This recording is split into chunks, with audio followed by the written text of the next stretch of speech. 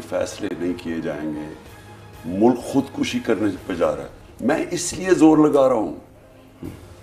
तो असल में उसने कहा जी जो हमारे माई बाप है अमेरिका जिसके हम गुलाम हैं वो इजाजत नहीं देगा, यानी वो उनसे परमिशन पूछ रहे ना।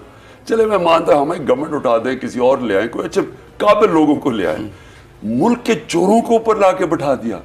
मेरे लिए जो सबसे तकलीफ दह चीज है ना वो ये है, कभी उधर जा रहे हैं और उनके सामने लेट रहे हैं और CNN में कह रहे हैं जी हमें अमेरिका से परमिशन मिलेगी तो हम तेल खरीदेंगे। हमारे लोग यहाँ बेशक भूखे मर जाए लेकिन अमेरिका। जय हिंद दोस्तों, मैं महेंद्र शर्मा स्वागत करता हूं वन वर्ल्ड हिंदी में आपका। उम्मीद करता हूं आप खुश और स्वस्थ है। दोस्तों आइए दिखाते हैं पाक मीडिया की एक और लेटेस्ट डिबेट जिसमें इमरान खान अपने आप को अल्लाह का बंदा और सच्चा बंदा साबित करने के लिए दिन ब दिन हर मीडिया के साथ हर दिन मीडिया के सामने आ जाता है और अपने आप को वापस प्रोजेक्ट करने के लिए क्या क्या मनगढ़ंत कहानियां गढ़ते रहता है। और आइए आपको एक चीज और दिखाते हैं जिसमें कैसे ये इमरान खान ही बोल रहा है कि पाकिस्तान अमेरिका के इशारों पे और अमेरिका का गुलाम बना दिया था पिछले पॉलिटिशियनों ने, जबकि इसकी सच्चाई ये है कि इसने उन पॉलिटिशियनों ने जैसे तैसे काम चलाया था, जबकि इसकी सच्चाई ये है कि इसने पूरे पाकिस्तान को भूख के हवाले भी कर दिया था। ये भी सच्चाई है क्योंकि पिछले 3-4 साल के इसके शासन में जो महंगाई बढ़ी और आम आवाम के हक हकूक की आवाज को दबाया गया और जो खाने पीने की वस्तुएं हैं, पेट्रोल तेल है, डॉलर के रेट है, वो सब चीजें इसके शासनकाल में बढ़ी, जबकि इसने कोई ढेला भी काम नहीं किया पाकिस्तान की आवाम के लिए। तो कैसे ये मीडिया पे डेली आके अलग अलग चैनलों पे फेंकता रहता है लंबी और अपने आप को वापस अल्लाह का बंदा कह के पाकिस्तान की सत्ता पे काबिज करने की कोशिश करता रहता है। दोस्तों देखिए डिबेट और इमरान खान की लंबी फेंकते हुए और कमेंट में अपनी प्रतिक्रिया जरूर दें। लास्ट में आपसे रिक्वेस्ट करूंगा चैनल पे नहीं है तो चैनल को सबसे पहले सब्सक्राइब करें, लाइक शेयर कमेंट जरूर करें। दोस्तों जय हिंद, वंदे मातरम, भारत माता की जय। दोस्तों इसने भी साजिश करके हमें हटाया था और इसमें बैरूनी साजिश शामिल थी। असल वजह वो है बैरूनी साजिश, यानी वो एक कल मैं टीवी प्रोग्राम देख रहा था, मिफ्ता इस्माइल आया हुआ था CNN पे बेकी एंडरसन के साथ, तो वहाँ कहते जी हिंदुस्तान, उसने कहा तेल खरीद रहा है, उसने मेरा बताया कि इमरान खान कह रहा है हिंदुस्तान तेल खरीद रहा है रूस से, पाकिस्तान क्यों नहीं खरीद रहा? हिंदुस्तान को कोई 1.5 से 2 अरब डॉलर का फायदा हुआ है 2 महीने में। हमारे पास जो डॉलर्स नहीं है, हम महंगा तेल हम क्यों नहीं खरीद रहे हैं? क्योंकि हमने तो उससे बातचीत कर ली थी, हमाद अजहर ने लेटर भी दिखा दिया कि जो हमारी नेगोशिएशन चल रही थी। उसने कहा जी, असल में उसने कहा जी जो हमारे माई बाप है अमेरिका जिसके हम गुलाम हैं वो इजाजत नहीं देगा, यानी वो उनसे परमिशन मांगनी। देखें ये जो अब सेटअप है, ये सेटअप जिस तरफ अब हमें लेके जा रहा है, ये क्या करेंगे? ये अमेरिका की हर किस्म की गुलामी करेंगे। अमेरिका, इंडिया और इजराइल, ये एक नेक्सस है इनका, जो कि नवाज शरीफ और जरदारी हमेशा इनको खुश करते थे, क्योंकि ये जो इनका प्लान है ना, इजराइल इसके बीच में है, हिंदुस्तान इजराइल का नेक्सस है।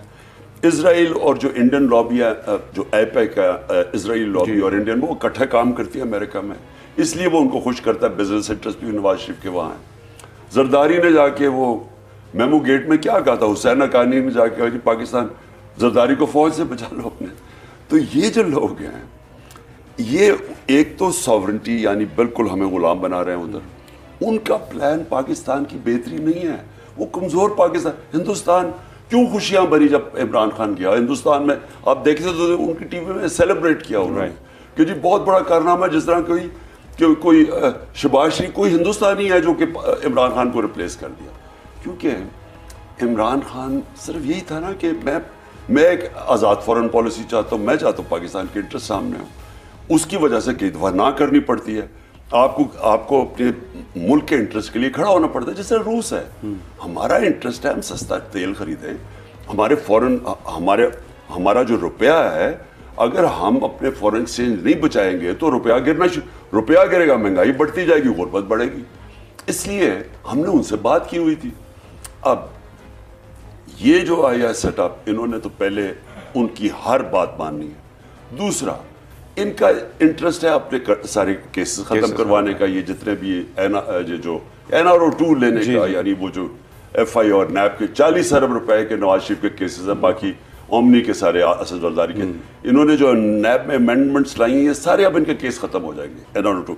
और तीसरा, इलेक्शन कमीशन के जरिए अभी से शुरू हो जाए इलेक्ट्रोल अभी बिल्कुल फेंक दी है। और इलेक्शन कमीशन इस साजिश का हिस्सा है। वो अब बैठ के कोशिश करेंगे कि वो ऐसी इलेक्शन करवाए जिसमें फिर ये वापस आ जाए। सो ये 3 पॉइंट इनका प्लान है। अब आप सुप्रीम कोर्ट में भी पिटीशन फाइल हो गई पुरअमन धरने के लिए, एहतजाज के लिए। अभी इसी महीने आप एहतजाज करेंगे या इसको लंबा करेंगे? क्योंकि चौधरी परवेज इलाही साहब की तरफ से ये बात मीडिया में आ रही है, वो ये सजेस्ट कर रहे हैं, आपके इत्तेहादी हैं, कि फौरी तौर पर लॉन्ग मार्च की तहरीक का ऐलान अब डेट ना दी जाए। और ये भी वो कह रहे हैं कि असेंबलियों में अगर वापस चले जाएं तो ज़्यादा बेहतर होगा। देखिए, असेंबलियों में तो वापस जाने, नेशनल असेंबली में वापस जाने का तो सवाल ही नहीं पैदा होता। जिस वक्त हम नेशनल असेंबली के अंदर वापस जाते हैं, इसका मतलब ये जो सारी साजिश हुई है, और मुझे अभी भी कहना पड़ता है कि चीफ जस्टिस को प्रेसिडेंट ऑफ पाकिस्तान ने वो खत भेजा है, वो जो मरासला जो साइफर भेजा है, उसके ऊपर तहकीकात होनी चाहिए कि इतना एक मुल्क की सॉवरेंटी के ऊपर इतना बड़ा हमला हुआ है। वाज़े तौर पे उसमें लिखा हुआ है कि इमरान खान को हटाओ और चेंज करो, नहीं तो हम ये करते। तो जब ये साथ आ गया है, जब हमें पता है कि इन्होंने साजिश के तहत ये चोरों को ऊपर बैठाया है और हम नेशनल असेंबली में जाते हैं, इसका मतलब कि हम ये साजिश को एक्सेप्ट कर जाते हैं, कबूल कर जाते हैं। लिहाजा वो तो है। मैं ये जो आज सुप्रीम कोर्ट में केस लगा हुआ हूँ कि खुददारी और एक कौम की गैरत कौम को उठाती है, ये इस तरह के हाथ फैला के कभी उधर जा रहे हैं और उनके सामने लेट रहे हैं और CNN में कह रहे हैं जी हमें अमेरिका से परमिशन मिलेगी तो हम तेल खरीदेंगे, हमारे लोग यहाँ बेशक भूखे मर जाए लेकिन अमेरिका से। मैं इसी के खिलाफ तो आया था। तो अगर हम अपने असूलों और जो नज़रिए पे नहीं खड़े हो सकते, उससे बेहतर है ना पावर में रहो। इतनी बड़ी साजिश हुई और बैरूनी जो डिप्लोमेट हैं उन्होंने पाकिस्तानी सफ़ीर को इतनी सख्त अंदाज में बात कही, और आपने कई दफ़ा इसका जिक्र भी किया कि आपने वो उनको तरीन साहब को भी भेजा कि ये इस वक्त इकॉनमी जो है वो बहुत बन रही है, हम सही खड़े हो रहे हैं, अगर गवर्नमेंट चेंज हुई तो ये इस तरह से ख़राबी होगी। आपकी अपनी भी बात हुई होगी, हमारी एजेंसी से बात हुई होगी, आपकी जनरल बाजवा से बात हुई होगी। क्या वो दे डिडंट रियलाइज दैट, या क्यों खामोश रहे? क्योंकि ये बड़ा एक सवाल है। मैंने न्यूट्रल्स को बड़े क्लियरली बताया कि ये मुआवजा है। अगर मुझे ये कोई कहता ना आज से 3 साल पहले कि पाकिस्तान अपने तीसरे और चौथे साल में 5.6% पे वो ग्रो करेगा, दौलत में इजाफा, और चौथे साल में 6%, और कोरोना के बावजूद जब दुनिया में तबाही, तो मैं मानना नहीं था। तो ये तो मुआवजा हुआ है ना, हमारे अल्लाह का खास करम हुआ है हमारे पे। और मैं ज़रूर अपनी इकोनॉमिक टीम को दाद दूंगा कि हम बड़ी अच्छी पॉलिसीज़ बनी। मैंने बिल्कुल ये जाके बताया, मैंने कहा ये अगर आपने किया, इस वक्त ये जो साजिश हो रही है ये कामयाब हो गई, तो ये हमारी जो इकोनॉमी है वो बड़ी मुश्किल से यहाँ पहुंची। जैसे ही कॉन्फिडेंस गया ये नीचे जाएगी। फिर शौकत तरीन गया, शौकत तरीन ने प्रेजेंटेशन दी, उसने पूरा बताया कि ये सिचुएशन है, पूरा नंबर्स बताए, और वही हुआ।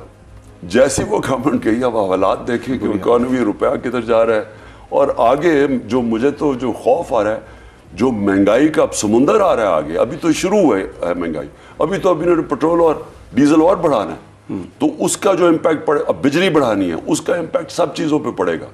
तो बट क्या रिस्पांस था? क्या वो समझते थे कि ये कुछ नहीं हो रहा, आप फजूल में बात कर रहे हैं, या वो कहते थे कि हम बस खामोश हैं? हमें तो कहा कि कोई साजिश नहीं है और हम न्यूट्रल हैं। लेकिन जो कुछ हो रहा था उसमें तो ये तो कभी पाकिस्तान जैसे मुल्क में मुमकिन ही नहीं है। वो लोग जो एक दूसरे को इतनी गालियां निकाल रहे हैं, जो एक दूसरे की शक्ल नहीं देखना चाहते, वो इस तरीके से यकजा हो गए, ये कैसे हो सकता है? नहीं, उन्होंने तो इकट्ठा होना था सभी। मेरे आप 11 साल पहले इंटरव्यू, मैंने मेरे ख्याल में नसीम ज़हरा को इंटरव्यू दिया हुआ था 11 साल पहले या 12 साल पहले। मैं तब उन्हें कहा था, मैंने उन्हें कहा कि ये जब हम आएंगे, मैं आऊँगा ना, ये दो सब इकट्ठे हो जाएंगे, क्योंकि इनके इंटरेस्ट एक है। ये आपस में तो करते ना, नूरा कुश्ती, दोनों करप्ट हैं। इन्होंने जब पहले दफ़ा जो इनकी दो दफ़ा गवर्नमेंट्स गिरी 90 की दिहाई में, वो करप्शन पे गिरी थी। जब ये एनआरओ लेके आए मुशर्रफ से, तो उन्होंने फैसला किया कि अब हमने एक दूसरे को, आप भी पैसा बनाओ, मैं भी पैसा बनाऊंगा, अपना नैब का हेड रख लेंगे, अपने सिलेक्टर्स इलेक्शन कमीशन अपने रख लेंगे, अपनी केयरटेकर रख लेंगे, मिल मिला के, और हमारे बच्चे तक बारियां हम खाते रहेंगे। तो इन्होंने फिर मिलके खाए हैं। ये जो 4 गुना जो हमारा कर्जा 6,000 अरब से गया 30,000 अरब पे, इन्होंने मिलके लूटा मुल्क को। इन्होंने और इनके जो केसेस बने हुए हैं वो तब के बने हुए हैं।